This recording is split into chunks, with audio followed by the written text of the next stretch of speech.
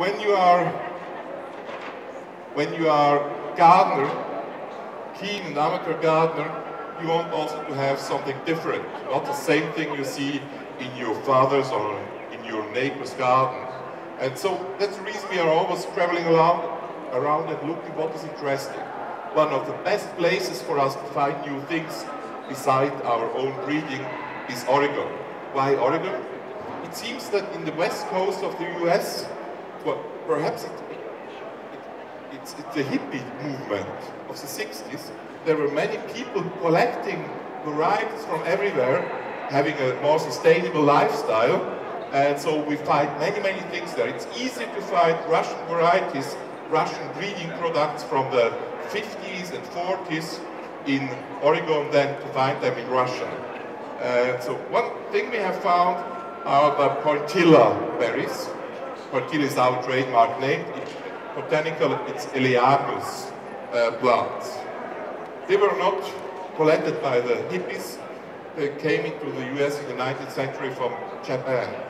And in some states of the US, they are even named invasive. I don't think they are invasive. The reason they're named invasive is in the 50s and 60s of the last century, they were planted in millions on mine areas, wineries. And when you plant a plant in millions, and if this plant has a comparative advantage, it will spread. And the comparative advantage of this plant is it can fix nitrogen in the roots.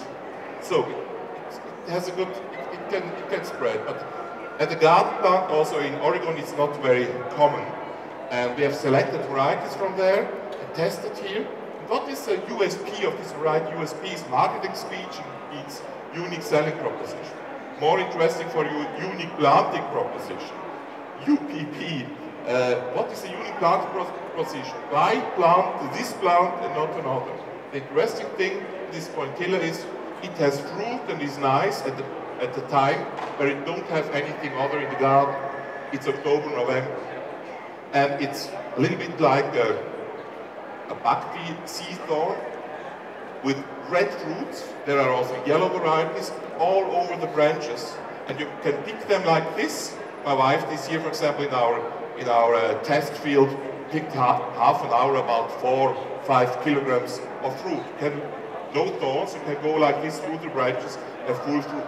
And as a difference to buckseed thorn, it's edible, directly edible. Again, high acidity and high sugar. But you have to be a patient gardener. Also this year, we had a late year this year, Switzerland and Germany, where we have nurseries. And probably we became very nervous because we wanted to introduce this plant this year. And we wanted to have the proof again, that's good. And it was sour, again sour. 10th of October sour, 20th of October sour. But then suddenly it became sweet. So you had the combination of high sweetness, high sugar, and high acidity, and you have the ornamental value. With the whole tree is full of red fruit. Two things are a little bit negative about this plant.